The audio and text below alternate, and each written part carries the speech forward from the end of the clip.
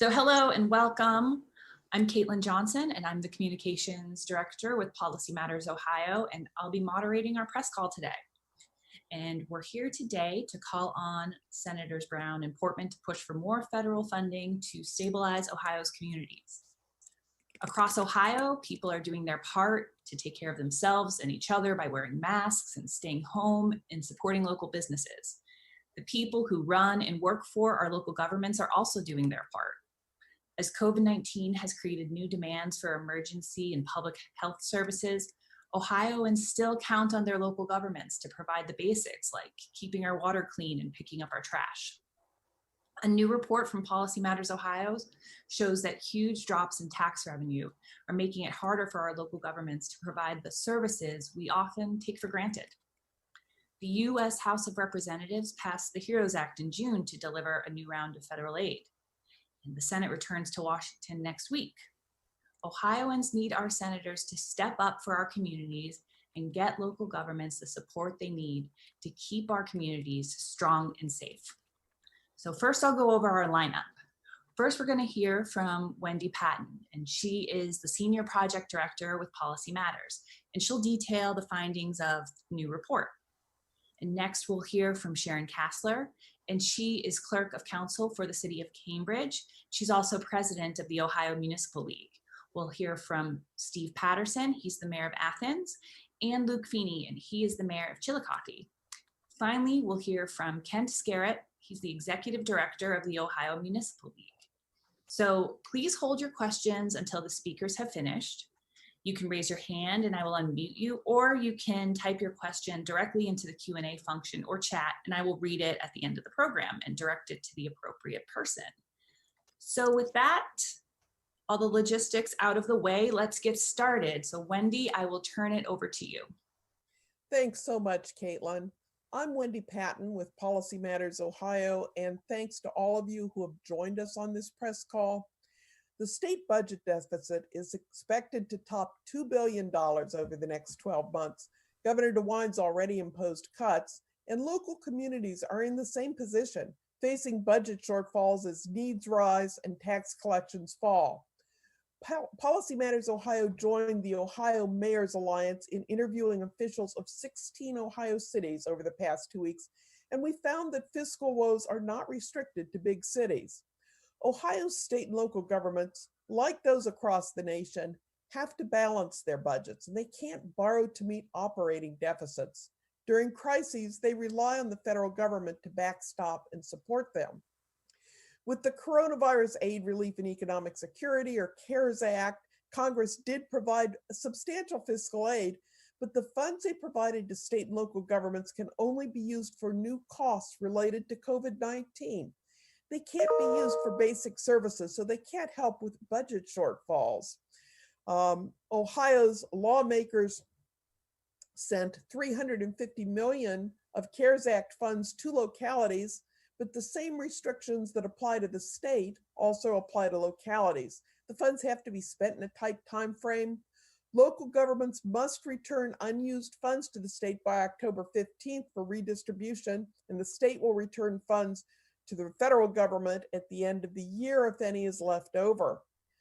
Because many of Ohio's municipalities depend on the income tax, they felt the impact of the recession immediately as tax revenues plunged.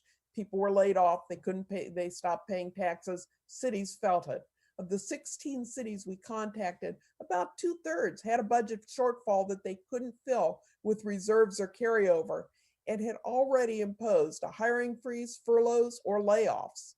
The state's first distribution of CARES Act funds for localities was received by many communities over the past week or so. In the city of Cambridge, for example, with the $500,000 shortfall, the CARES Act distribution of $300,000 could have made a difference, but it can only be used for COVID-related expenditures. Across the state,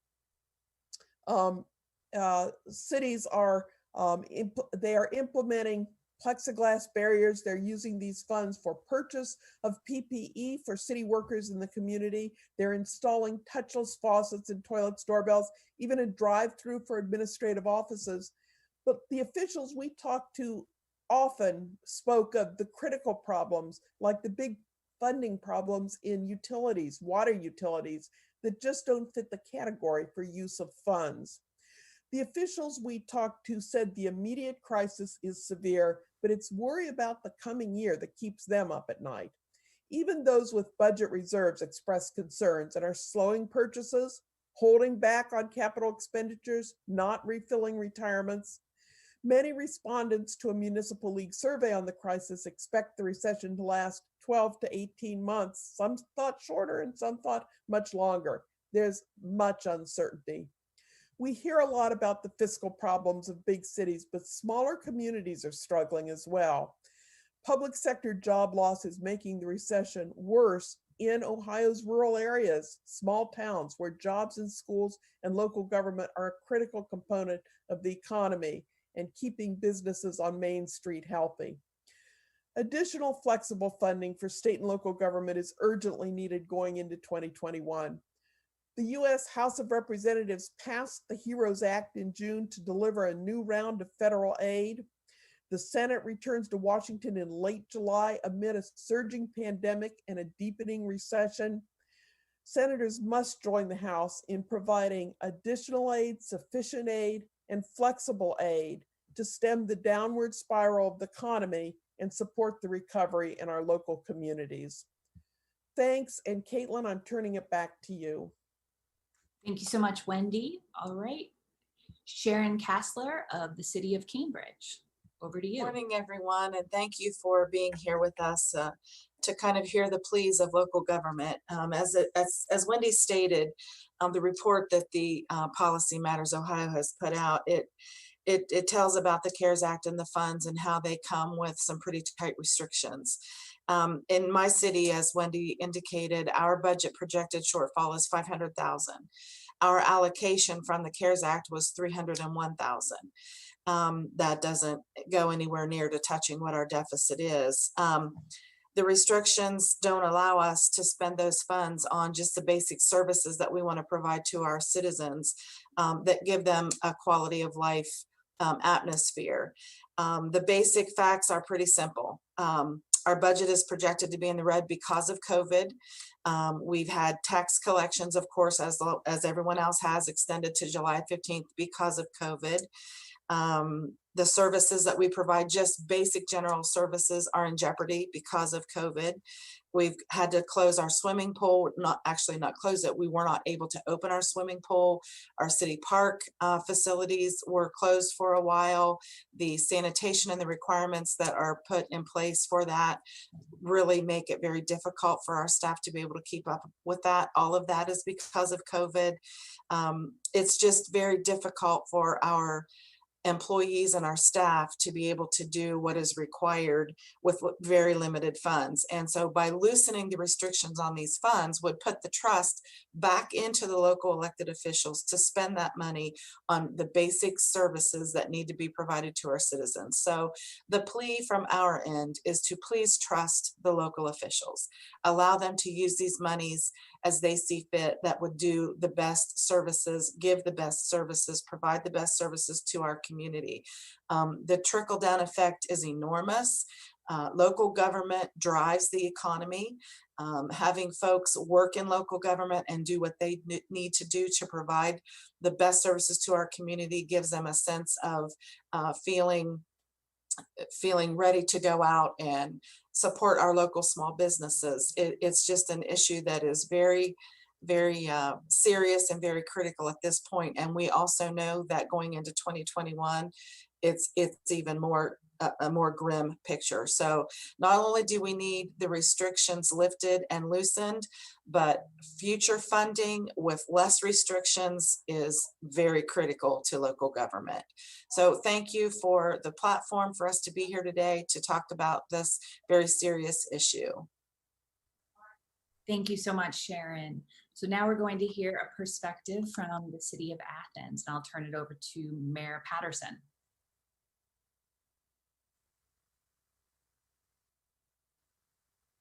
Thank you, Caitlin.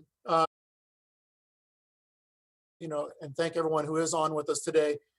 I think a lot of what Sharon has expressed, really needs to be amplified for city officials one of the things that we're experiencing with the CARES Act, and the city of Athens received $460,000, which was a welcomed amount of money. However, the strings attached to the CARES Act are literally tying the hands of city officials in terms of what we can do with it.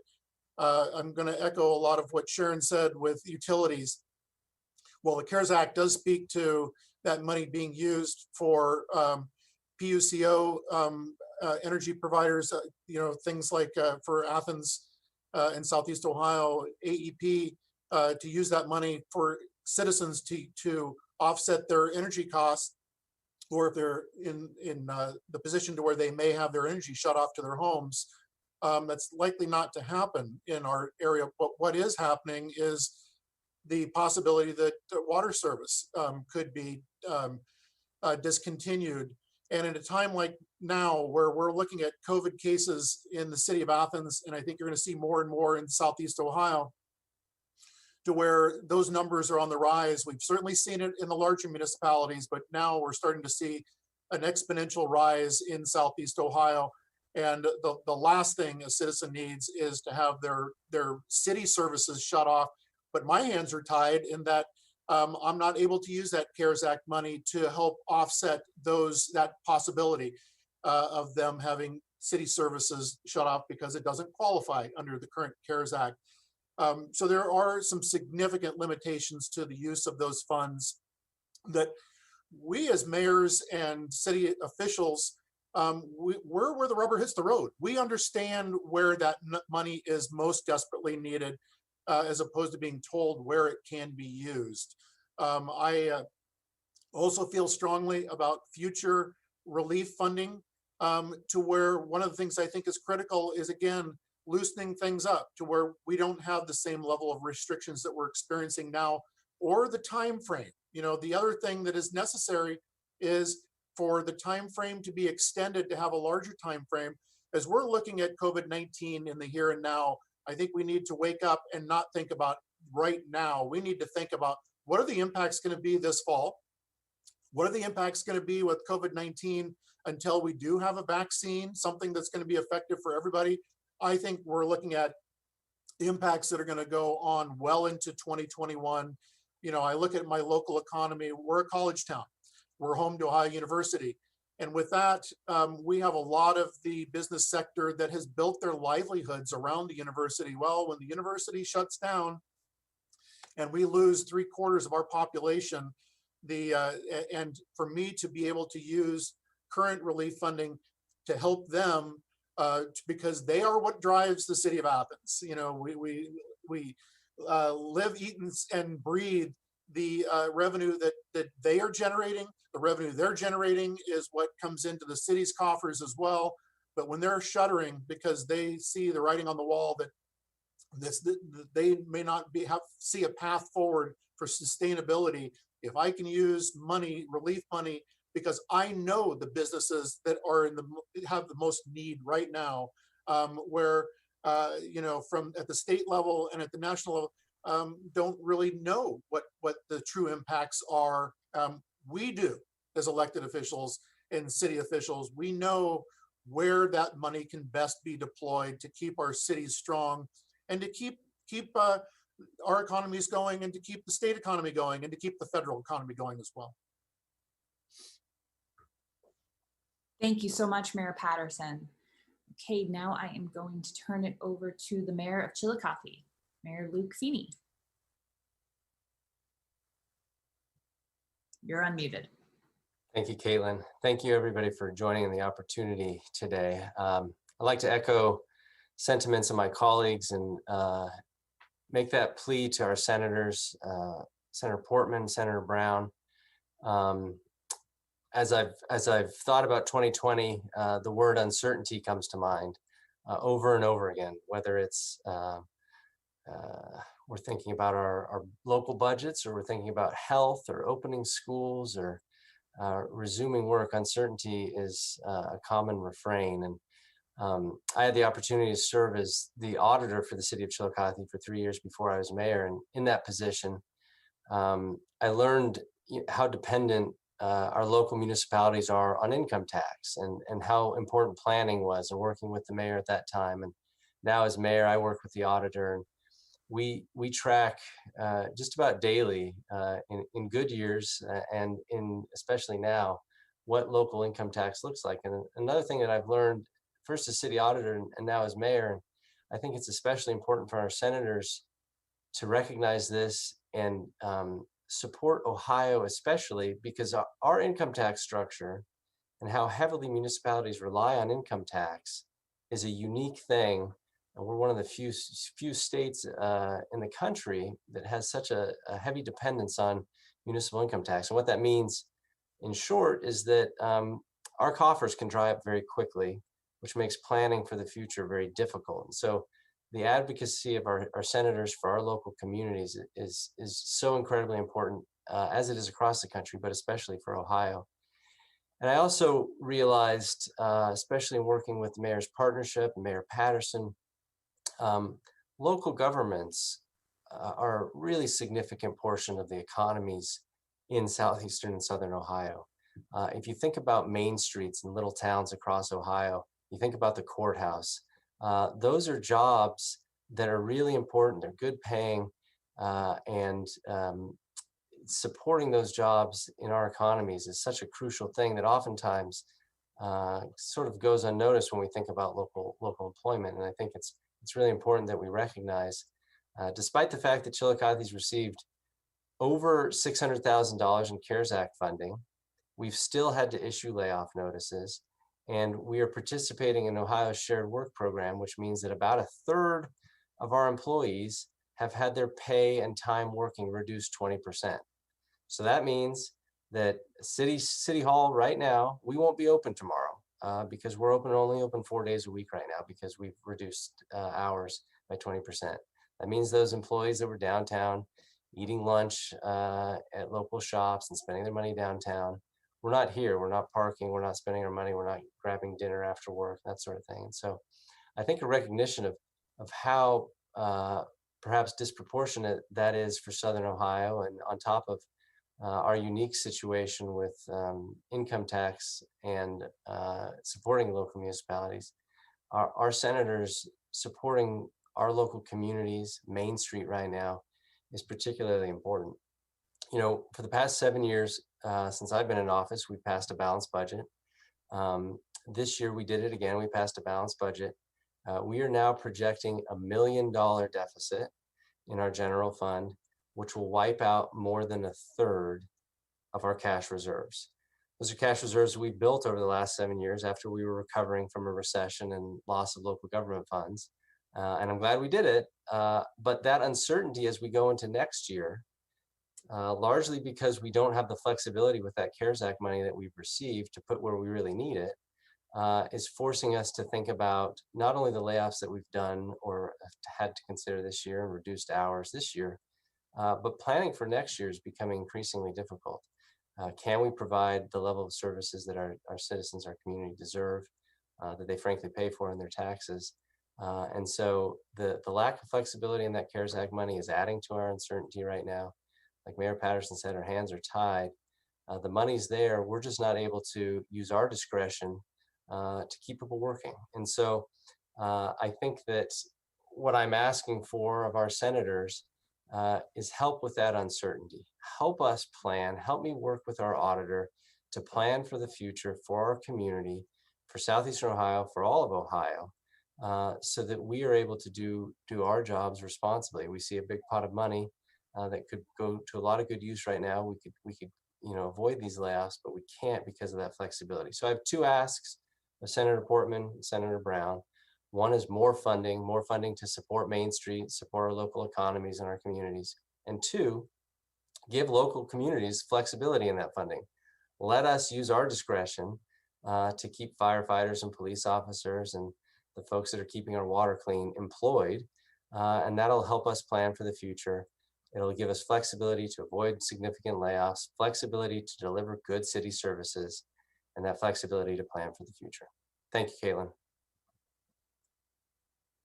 Thank you so much, Mayor Feeney.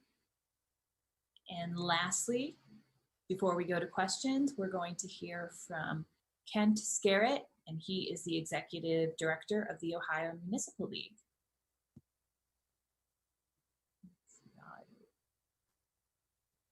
Kent, you're muted. Don't you love that? I've been doing this every day for, over and over these Zooms. I still can't figure out the mute, but thank you very much for the opportunity to engage with Policy Matters and Mayor's Alliance, and for our members of the press that have joined us today to talk about this really critical issue and continuing issue. The OML is a association that represents about 730 cities and villages throughout the state. We are part of the National League of Cities. So we have not only our local advocacy efforts for our members, but we're also part of the national conversation on the impact to municipalities from this COVID pandemic related issue and the revenue impacts. So we've done our survey, and a lot of the information is reflected in the Policy Matters report. And NLC has also done their surveying of the national perspective on the impact of municipalities. And a lot of those same results are reflected in our surveys that National League of Cities found. And some of those general results are about 75% of the respondents and of our members are going to be facing budget cuts. They're going to be reducing their revenues, and those reduction of revenues directly impact the services that people depend on every day. Our municipal budgets, about 70% of the budgets go towards police and fire and EMS and the basic services that our businesses and residents depend on every day. So we're going to see reductions. We're already seeing reductions in the delivery of services. Overall, the National League of Cities has projected a $360 billion reduction in municipal revenues over the next 3 years. As we've found in our surveying, our members are expecting the impact from the economic recession, the economic slowdown, and the pandemic related issues to go on for several years. And Ohio, as was mentioned earlier, really is uniquely exposed in this impact of revenues because of our dependence on the municipal income tax. About 70% of our members' budgets are made up of revenues from that local municipal income tax. And of course, an income tax, those revenues are only derived from people working, having jobs, and businesses being open. And when businesses are shut and businesses are not reopening, and people are not going back to work or having different changes in their working conditions, those revenue impacts are directly affect to our cities and villages and the ability to deliver services. So $360 billion nationwide over 3 years. Ohio is projected to have a $4.5 billion impact in 2020 alone. We rank in the top 10 of states nationally that will experience the greatest degree of revenue impact from the pandemic-related issues. So, this is real all across our country, obviously, and it's certainly real in Ohio. And the different conditions of how Ohio funds municipalities puts our cities and villages in specific and unique peril. The impact when we're talking about future funding and continued funding from the federal government, it not only impacts the delivery of services to residents, it also keeps those essential workers in the workforce and working, not only contributing to the economy, but providing the essential services that are needed to run our cities and villages. And it also impacts continued federal funding and more flexibility in existing federal funding directly impacts local economies.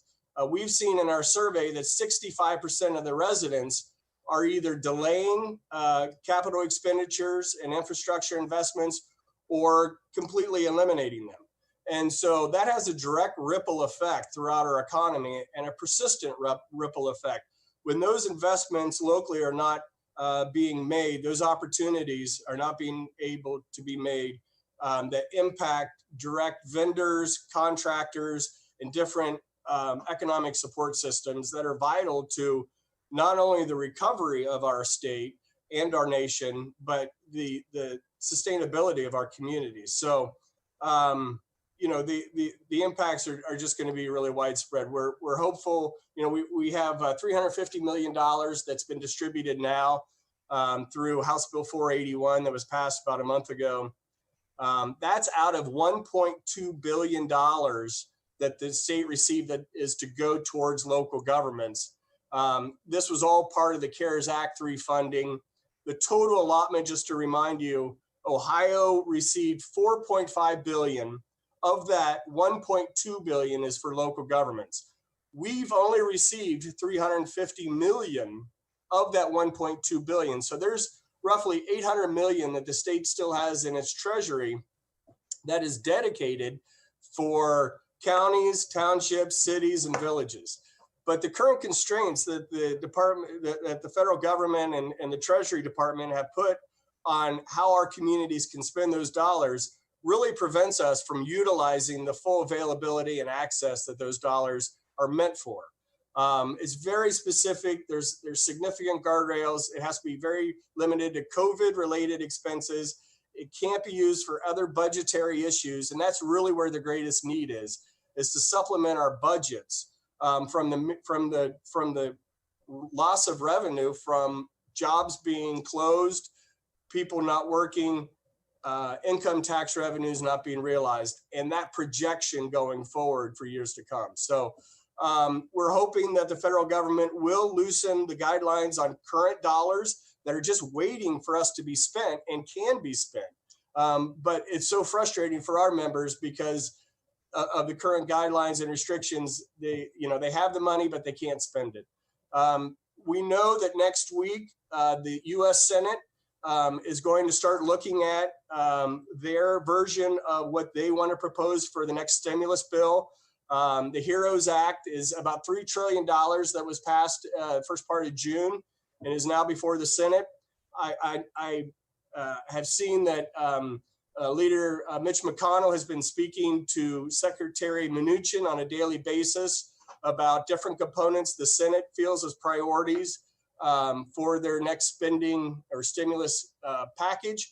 June 22nd has been targeted as when the Senate Finance Committee will meet, and Senator Portman is a member of that Senate Finance Committee. So our member from Ohio, our U.S. Senator from Ohio, is going to play a direct role in the future support from the federal government and the initiatives from the Senate. And, you know, we really want to implore upon Senator Brown and the other members of the Senate, Senator Portman, that Ohio is in need. And for the future of our state and the recovery of our state, more flexibility, and if it's future dollars that provides that flexibility, however they get it to us, it'll be very impactful for the citizens we serve, the businesses in our communities, and the recovery as a state of a whole. Thank you so much, Kent. So now I can open up for questions from the press. So you may either type directly into the chat or the Q&A function, or raise your hand.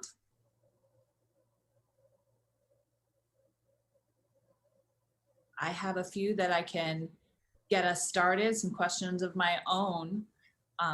One thing I would like to ask of our local officials is, let's say we could wave a magic wand and you had everything that you were asking for, the no strings attached, the more funding.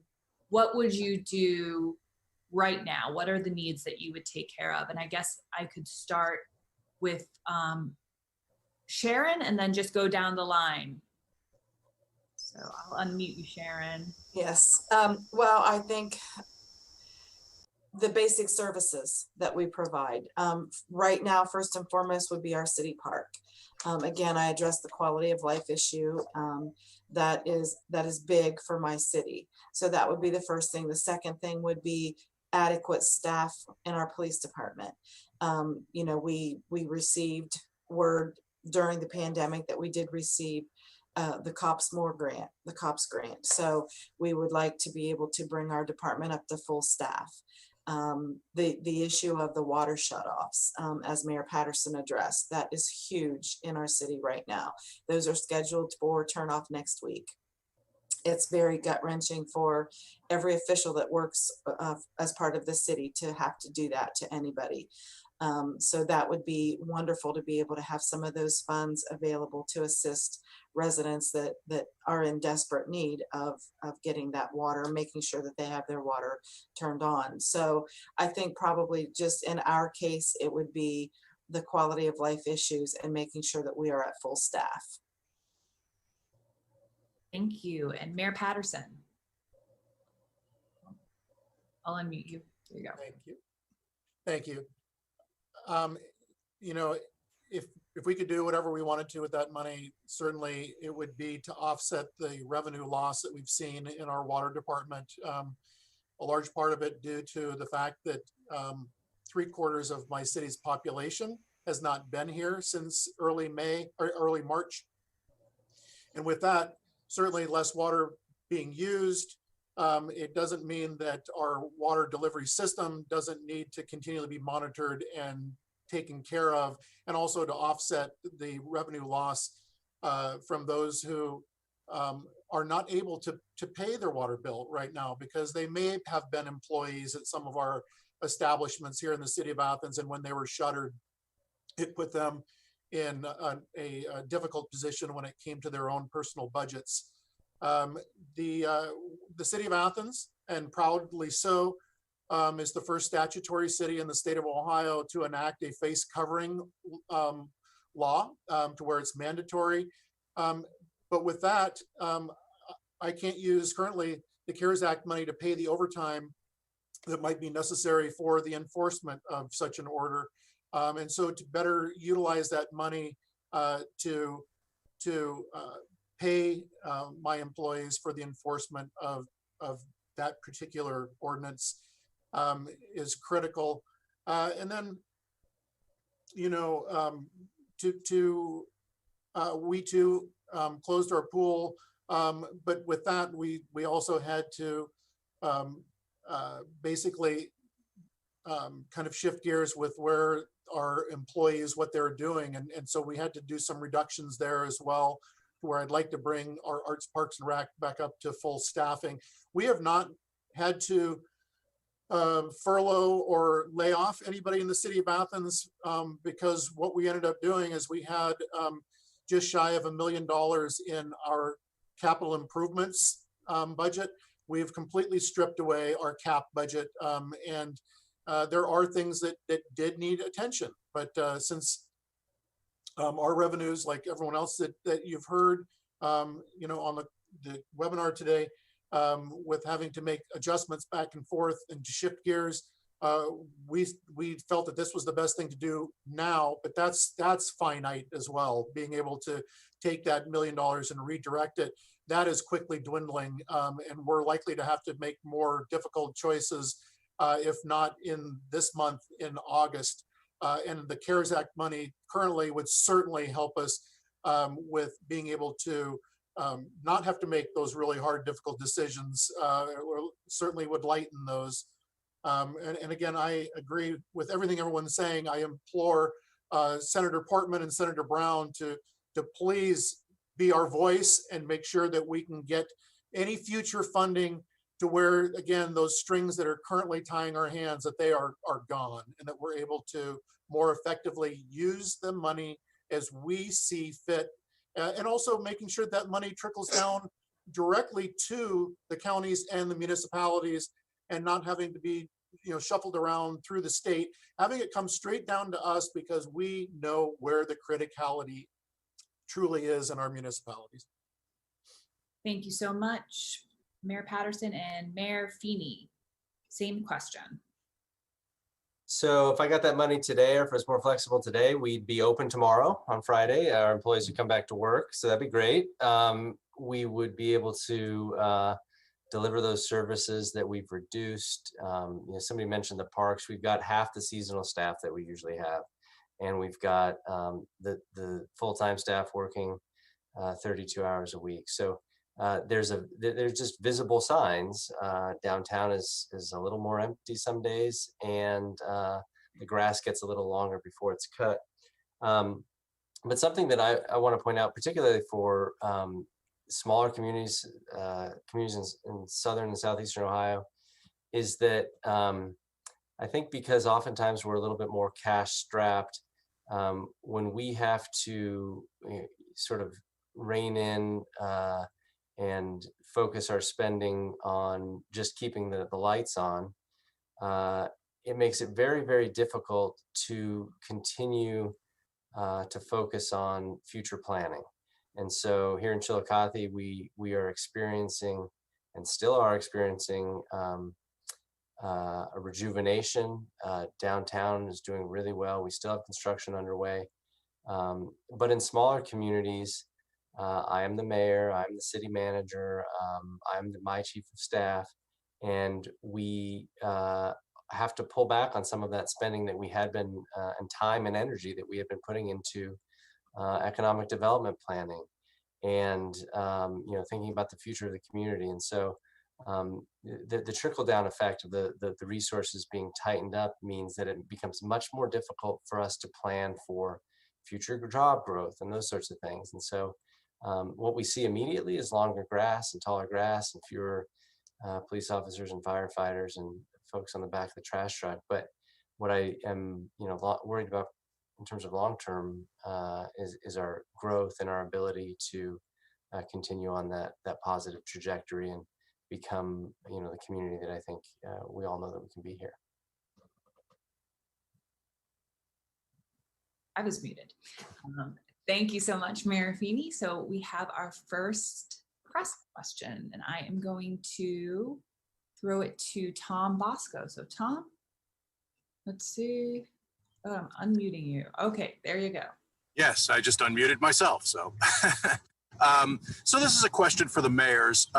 Is this a case where you get an amount of money and what you don't use, you'll have to send back, or you have a limit to which you can apply?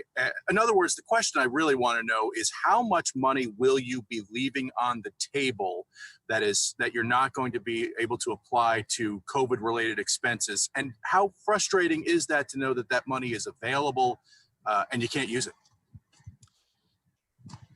I can jump in on that. A great question. I will tell you that we have certainly been tracking since early March the expenses that the city has incurred directly due to COVID-19, things such as shields that we have down at our community center, shields here in my office where the public comes in to engage with some of my staff, PPE, personal protection equipment expenses. And we have that all totals roughly $20,000 of the $460,000 that we received. We do have the opportunity to do some other things that are creative under the guidelines of the CARES Act, that we can issue grants. And what we're hoping to be able to do is to grant a certain amount of money to the Athens or the Hocking Athens Perry Community Action, and they in turn can use that for people who may be at risk of being evicted because they're behind in rent, or someone who owns a home but they may be close to experiencing foreclosure. That money can be used for that, but even that is not going to be a whole lot of money that we're expending. So we expect to, at this point, again, trying to be use the money as prudently as possible. We're likely to send back a substantial amount of that money because of the prohibited uses. I'll read one line right out of the CARES Act itself. It's number 1, prohibited uses of funds, revenue replacement / foregone revenues, including unpaid property taxes and utility fees. That's not permissible. That's prohibited. And to be able to use that to help people that are struggling with their utility bill is certainly revenue. Then that, if you think about it, ultimately it's coming back into the city so that we can continue to provide quality water and maintain our water delivery system as well as our sewer system. And I'll just add on to that a little bit. My understanding is that if it's not spent, it goes back to the county auditor, and then the county auditor can redistribute within the county. But Steve used a word, Mayor Patterson used a word that I think is the irony of the whole thing. And he said he's going to get creative and figure out how to spend the money. And I'll tell you, we're going to do the same thing here. And he said he's going to give some back. I have a feeling he'll get creative and figure out how to allocate it locally. But that's the problem, is we have to figure out how to get creative to take this money that was allocated to our community and spend all this time and energy to figure out how to use it locally when it was distributed to us. And we have really good ideas how to, we know where it's needed. We just can't use it there. And so we will be spending a lot of time and energy to make sure that by October 15th, it's allocated and spent by December 31st.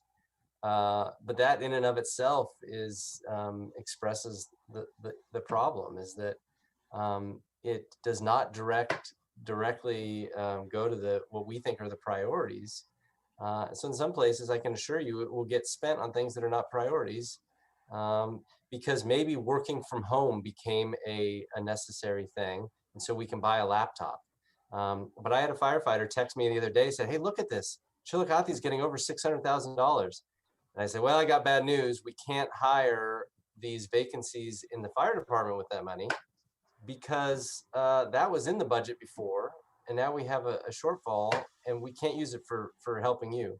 But have you worked from home? Because we could probably get you a laptop, and there's plenty of money to get those hires done to get through the year. But we're spending our time reading through, like what Steve just read you, reading through text and legislation, trying to figure out where the caveats are, and trying to make sure it doesn't go back. And I can assure you that smaller townships and places that don't have the resources to, it's a challenge to figure out how to be creative. And so these townships, they could certainly use their money to fix some roads and do that sort of thing that they had planned for. That money will go back to the county auditor, and hopefully not back to the state or the feds. But we're working pretty hard on how to figure out how to use it locally. It just doesn't seem to make a lot of sense. Tom, if I may add just real quick, this is Mayor Patterson. To what Luke was saying, both Mayor Feeney and I are members of the Mayor's Partnership for Progress. Mayor's Partnership for Progress is an organization that's been around for 20 plus years, representing currently 18 Appalachian counties, and which equates to about 800,000 citizens. And with that, we engage often with the mayors from across throughout the Mayor's Partnership for Progress footprint. And the same narrative is being heard with every mayor from every village, every city.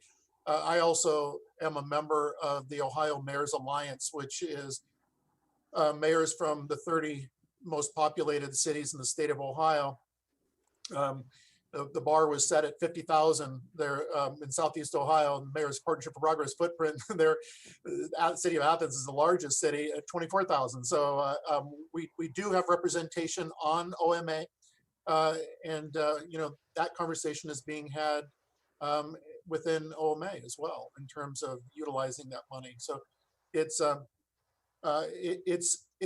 also, there's another group that I've pulled together recently called we're calling it the Ohio College Town Coalition, and it's the mayors or city managers from a lot of villages and cities across the state that are traditional college towns, where the major employer, or at least in the top 5 employer, is a college or a university. And those mayors and city managers, again, same narrative. And in particular with college towns are unique in that we're basically seasonal. And when we armor for the summer, when our populations shrink, and as I mentioned earlier, the city of Athens shrinks by, we lose 3/4 of our population. But the current CARES Act, or actually the payroll protection program, also came with strings attached, to where your business needs to come up to staffing pre-COVID. In a college town, it's the summer months when our jobs or our businesses are actually shrinking in employment, and so some of those businesses may not be getting the grant or the loan forgiveness to where it transitions to a grant. So it's trying times for everybody.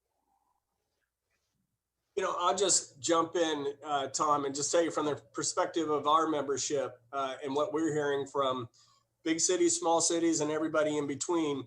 not everybody is going to have the same level of COVID expenses and COVID related expenditures that they can use the federal dollars for, but everybody is going to have impact from the revenue loss, from the closing of businesses, the lost income from the generation of the income tax. There are a number, I think there's only about 300 municipalities out of 980 roughly, only about 300 that have passed a resolution that would allow them to participate in the current distribution of the $350 million through the state. So that tells us that there are a number of communities that don't feel that they have the degree of COVID-related expenses that would qualify for their use of these dollars, but they all are screaming about, we are all losing revenue to our budgets to be able to support police and fire and basic services. That is just a result of the pandemic, but can't be used by the federal government. So, it is a universal cry that these dollars are needed for revenue replacement. Not everybody has the degree or significant amount of COVID-related expenses, especially in smaller communities, but every community is being hit on their budgets. And this is going to be sustained for a number of years. And Caitlin and Mr. Bosco, I would like to answer the first part of your question, which was how frustrating is it? And I think I can speak for Mayor Patterson and Mayor Feeney. It is extremely frustrating to know that that money is there. It is because everything around the CARES Act is because of COVID. We've got revenue that needs replaced. And if they would just release that string, that would be huge to local governments. It is just very frustrating to know that that money is laying on the table and can't be used. So that is a big frustration. I'm not an elected official, I am appointed, but I know that my mayor is very frustrated along with our city auditor and city council members. It's an extremely frustrating thing. And to the point that Kent just made, there was conversation about not taking the money and just saying, we don't want it because we know we're not going to be able to spend as much as you're giving us. And it just seems like a frustrating process to have to turn around and send the large majority of that money back.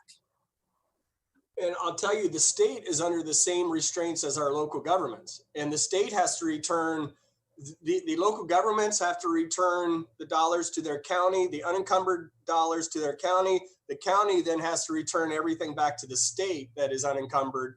And the state must return everything back to the federal government by December 28th. So the state is under the same constraints on how they need these dollars for revenue replacement, because the governor's already said we will be spending our revenue, our rainy day fund, which is about $3 billion. They're already projecting, because of the limitations, they aren't going to be able to use these dollars as well to impact the recovery of the state. So states in the same boat as our local governments, and we're all tied to these constraints by the federal government. Thank you. Do we have any other questions from members of the press?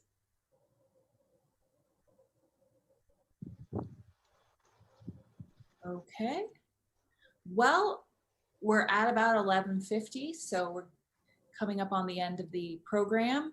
Wendy, would you like to just reiterate again what our ask is of the senators and what exactly we're looking for before we close out? Thank you, Caitlin. You heard of the problems in cities in supporting residents and in supporting the local economy, which is the residents who work or don't work, who pay taxes or can't pay taxes, who pay their utility bills or can't pay their utility bills. We need to get to recovery. A critical element in getting to recovery has been outlined by our panelists today. The federal government needs to provide additional aid in this unprecedented pandemic recession. That aid needs to be flexible so that it can address the unique needs of different communities. It needs to last as long as this long, difficult recession and illness is going to be with us. And so we have always looked, since the Great Depression, We have looked to the federal government to backstop state and local economies. They're the biggest source. They're really the only ones who can. We depend on them today to keep us out of a depression, and we're calling on our senators to safeguard Ohio, our communities, and our residents from the a very uncertain and threatening year ahead. Thank you all. Thank you. Thank you, Wendy. Thanks to our panelists and thanks to the members of the press. And thank you to everyone who's been watching on Facebook Live. All right, have a good rest of your day. Goodbye, everyone.